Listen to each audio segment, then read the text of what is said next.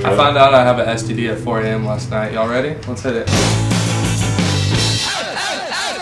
Hello, people of the world. We're here at the Acoustic A Room in South Austin Music.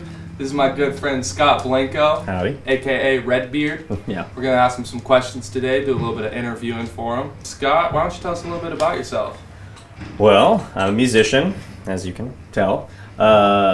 I've been playing in the Austin music scene probably about close to 10 years. I am 30 years old. So I was probably about junior in college when I really started kind of gigging and touring with, like right off the bat, like I was doing like local Texas tours with a band. What like got you into it? Like what was like the thing that was like, okay, I want to play music, I'm going to be a musician now?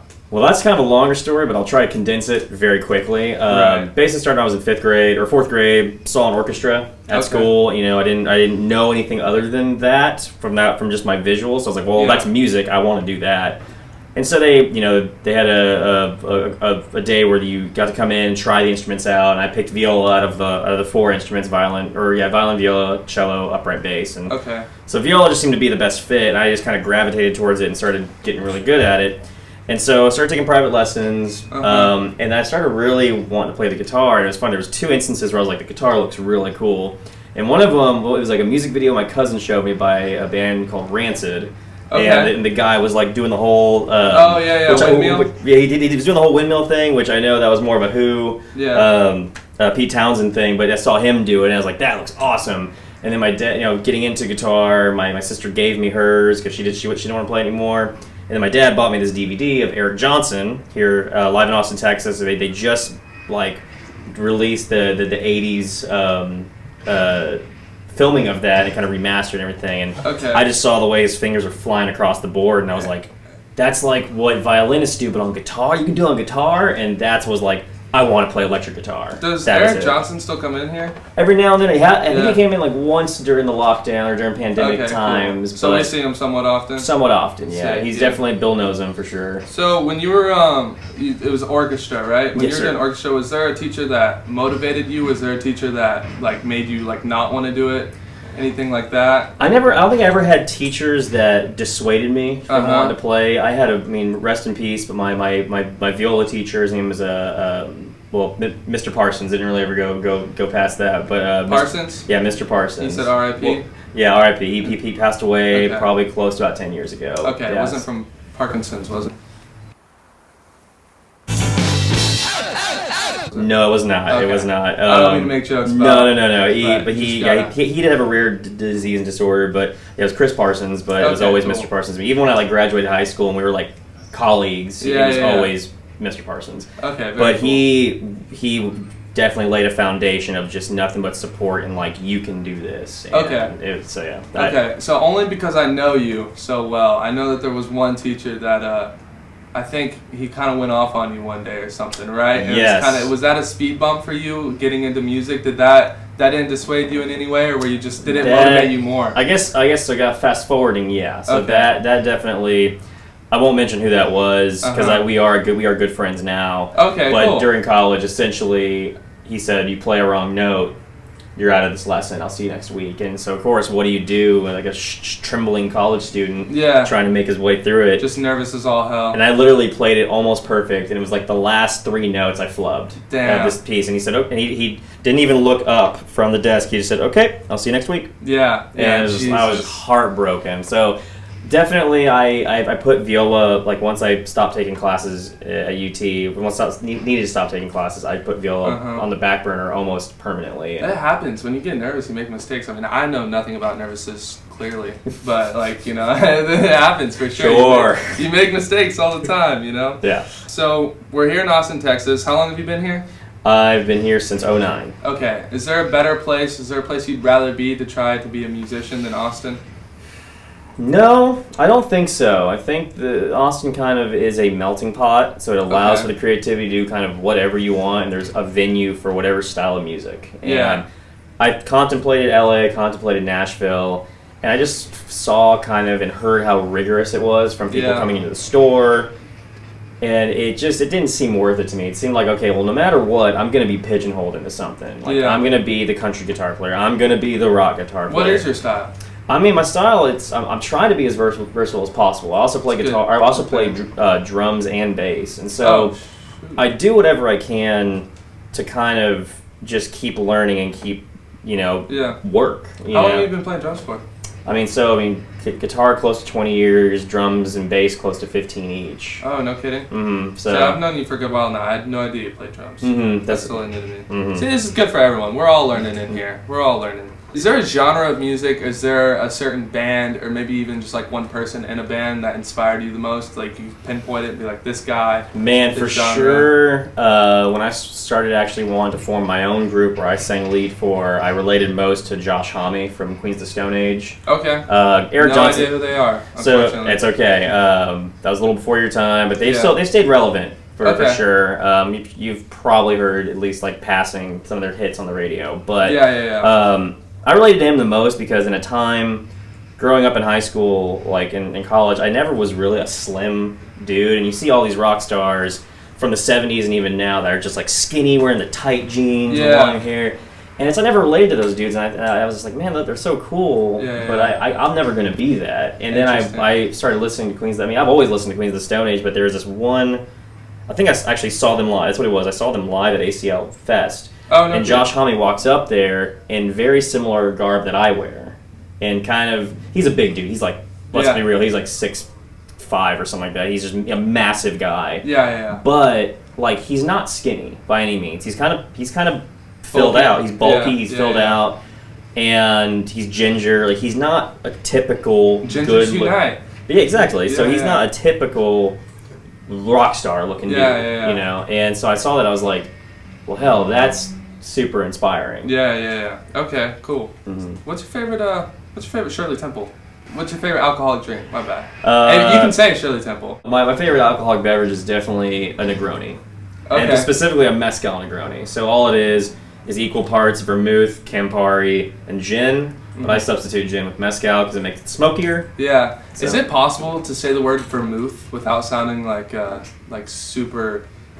like classy, like James Bond almost. Vermouth. Yeah. It's just a classy word. I mean, even if you try to say vermouth, it still works. Then you're like, kind of works. So like, you're an upscale. You're just a country James Bond at that point. So let's see. Are you always in the mood to create music and write music, or are there certain like life events that can happen that kind of put you in that place where you want to create? Dude, yeah, it's weird. So I'm kind of currently learning jazz right now, and that's unfortunately just diving into the practice of it and learning, like creativity's kind of taken a back burner. I realize that's what's been missing a lot recently, and so it's just every time I sit down, I at least just try to noodle. Okay. And just like play whatever on the fretboard. That's a common phrase amongst musicians. Yeah, noodling. Okay. Yeah, so I'll just noodle and just kind of make like stuff up until something sticks, and then it'll kind of hit, and it's like, oh, that's the thing. That's what sounds good. That's what you're sticking with. That's what I'm sticking with. So, yeah, I mean, and there are some times where I just have to, like okay, I'm going to sit down and write. Okay. And that can kind of get you over a hump, too. Okay, cool. Let's get serious for a second, Scott. Sure. Can music change the world? For the better or for the worse? Yes and no. I think definitely it puts things in motion mentally. Okay. I think there's a lot of outlet in music that people can relate to. I mean, what I love a lot is the genre metal, and just there's so many subgenres of that. But what I really love about music is that for so long people have tried to like push down certain genres. Oh, it's too dark. Oh, it's too this. Honestly, the more like dark music you listen to, the more of an outlet of like just headbanging, getting all the aggression and everything out. It's awesome. It's like the equivalent of like punching a punching bag or something. Exactly. It just gets everything. It's cathartic. Cool. Can your music change the world, Scott? Will it? I think that's not my intent. I think changing the world, that's a lot of pressure to put on. Changing people's lives. I think so. I think that there's a lot of messages that I have that are personal that definitely know. It's like we're all so different, but we're all so alike. And so I definitely have songs that I relate to let people know that you're not alone. Like, we all go through this kind of stuff. With my band, Finite Fidelity, I love to create stories. Okay, and it's just cool. And that's a good outlet, too. Metal stories. metal stories. Yeah. Super cool. Scott, what stands out the most to you about South Austin music as a guitar store? Like what separates South Austin music from some of the other guitar stores you've been to? It feels like home. Okay. And that is not rehearsed. That's just how I've always felt about this place. So where I wanted to work here since I was 15. Yeah. And I work here now, and it always feels like home. No matter what kind of day I'm having, I can always come back to a good place being here. And then that's in here, it was just the most welcoming place I've ever been to. Like, Guitar Center, you never get talked to. Yeah. Some of the shops around town, it just feels like a stale mess to get in there, even though they have nice guitars.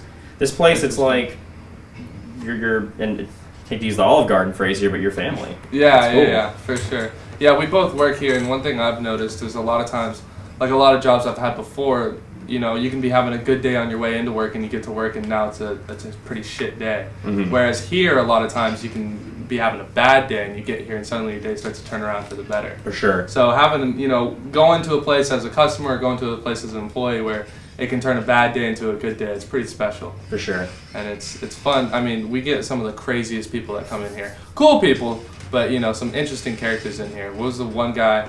Were you working yesterday? No. Yes, I was. Yes, I was working yesterday. We had that guy called himself Buddy Holly come in here. Yeah. That guy was fun. He was fun to be around. I wasn't here, but I got to talk to him on the phone a few times. I felt very special. I felt very, very special. We've had some big people come in here. Like, we've had some actors from Hollywood. We had one guy from Breaking Bad that comes in here sometimes. Actually, two. The one that Gus got his face blown off, he came in here. He had his whole face. I don't know how they managed that. Elon Musk lives here now. Let's say Elon Musk walks in. You're the only person available to help him out. What are you going to try and sell Elon Musk, creator of Tesla? Man, I'm not gonna try to sell him anything. I'm gonna see what he wants. If he says, "Well, I don't know," I'm just gonna.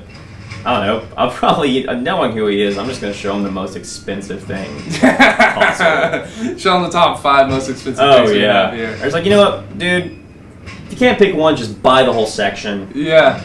That's no problem there. Yeah. Did you see that thing said like 2% of his net worth can solve world hunger? And he was basically like, okay, explain to me how and I'll give it to you. Oh my gosh. Yeah, I kind of clapped back at the UN. Imagine being so powerful you can take on the UN. Oh, I didn't even know that. That's pretty. You're tweeting at the UN, being like, okay, all right, come at me. Yeah, tell me how and I'll give you the money. That's pretty insane. Wow. Yeah, we'll be there one day. This right here, this is going to get us there. All right. Yeah. Like and comment, guys. Help us take on Subscribe. the UN. Yeah, help us take on the UN. Okay, so now we're going to do some rapid fire questions. Okay. I want to see how sharp and witty you are, how quick your brain is. Okay. There you go. Let's do it. So I'm going to ask them and just first thing that comes to your mind, answer. Sure. Okay, pizza or tacos? Tacos. Okay, you got $1 million. Who's the first person you're telling? My best friend Ryan. Favorite movie? Big Lebowski. Favorite song? Ooh, oh gosh. Oh, I thought too long. I thought too long. Oh man, it's definitely Favorite Queen song? Favorite Queens of Soda song, definitely No One Knows. No One Knows. Okay. Favorite guitar style? Triple O, Dreadnought, Parlor. Acoustic? Yeah. Definitely triple O, or like O style. Okay. O style. Oh, favorite gas station? Go. Oh, the Flag store up on Duval because they have the best beer selection in Austin. Okay. I would say 7-Eleven, but we don't have to agree on everything. It's a Shell gas station on Duval. Go visit it. Okay. Favorite place to shop in Austin? Oh, probably Uptown Cheapskate. Okay. I think as far as clothing goes, yeah. Cool. Favorite local musician? I'm going to say Dave Scher, for sure. Favorite bar to drink at in Austin? Nickel City. Okay. Nickel City. It's on East Side. It's next to Franklin Barbecue. It's a really cool dive bar, but has some really. They have rotating cocktails and stuff. They dressed it up. They dress it up like Moe's Tavern every year. If you ever see that online, that's the bar in Austin that dresses it like Moe's Tavern. And the liquor store next door just dressed it up as the Quickie Mart from Simpsons too. Oh, sick. Okay, I'll follow up. Favorite barbecue. Favorite barbecue, Franklin. I'm gonna be that guy. But Franklin. Okay. Favorite state in the U.S., not including Texas. Probably Tennessee. Okay. I think. Nashville? Yeah. Nashville. That's because of Nashville, pretty much. Favorite beer? Brand or style? Brand. I'm going to say Live Oak. Okay, Live Oak. Live Oak for sure. Cool. All right, so let's say you can spend the day with any person you want to, fictional or non-fictional. Who's it gonna be? It's probably gonna be Les Paul. Les Paul? Okay. Yeah. What are you gonna do with Les Paul? I think, for sure... Take a guitar lesson? Probably take a guitar lesson. I don't know if I'd do a guitar lesson, though. I think what I would do is probably just, like, do a couple of tunes with him. Just, like, play a couple of tunes back and forth. Just to be able to say you played guitar with Les Paul. Yeah, exactly that. And then just go have a beer with the guy. Because, I mean, Brent, our coworker here, he's told me nothing but great stories. Got to meet the guy for a little bit when he was in his 90s, and that dude was sharp as a tack, like, in his 90s. And, you know, he was posing with metalheads, like, giving the dual birds, you know, and, like, signing, you know, taking pictures. He seemed like a really cool, down-to-earth guy. And I just heard nothing but cool stories, and I think that would be such a really awesome celebrity to hang with for, like, a day. Okay, sweet. Let's say we did so good on this interview that the owner of the store is like, I'm writing you a check for $1 million right now. What are you going to do with it? Pay off my college tuition. Okay. Still. Or my college loans, not tuition, but pay off my college loans. And then just maybe invest a little bit of it, but keep most in crypto? I don't know. NFTs? I would have to check the market, see what's going on, but yeah, I think I would really just hold on to it and live, because I mean, I don't want to live a lavish, huge speak for yourself. Life. I mean, okay. Respectable. Yeah. I'd probably just, I might go get a really awesome vintage guitar. Yeah. But other than that, probably what just a musician. Use it to. I get $1 million. I just want another guitar. That's it. Yeah. That's I would love to, you know, save most of it. Maybe use half of it for like studio equipment, but save the other half. Okay. Yeah. Awesome. All right, Scott. So you talk like a musician, you act like a musician. Mm-hmm. You think you're ready to prove it? I think so. All right, cool. What song you want to play for us? This is a song I wrote a while back when I first started actually writing my own material for my band. It's called Clara De Lune. It's a story I made up. Has nothing. It actually has no ties to anybody. But I woke up one morning with the lyric in my head as she walks through the graveyard, and I just found a chord progression that fit it, and then it poured out ink to paper. Perfect. Let's hear it. Let's hear it. Sounds good.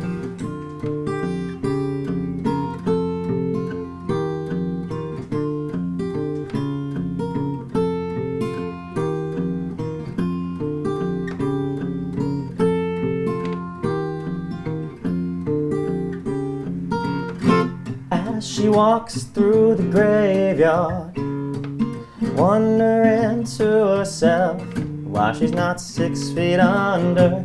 All the things that she's seen and all the things that she's done. That Clara was dead from day one.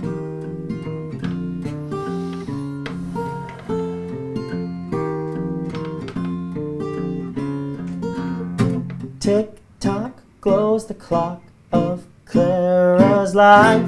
It's found to be said that she wanted to be a wife.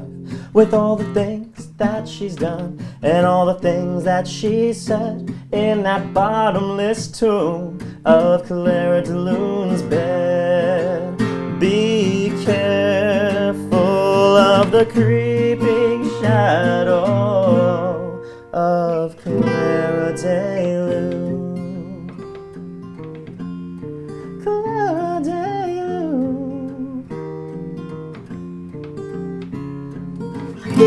Light a smoke, take a drag.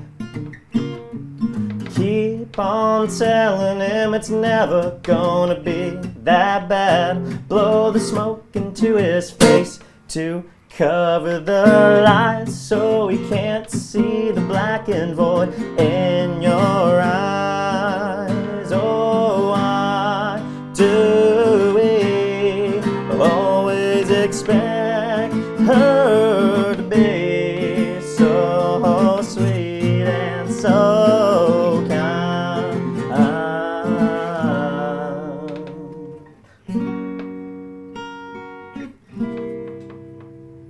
That Clara De Lune, Clara De Lune.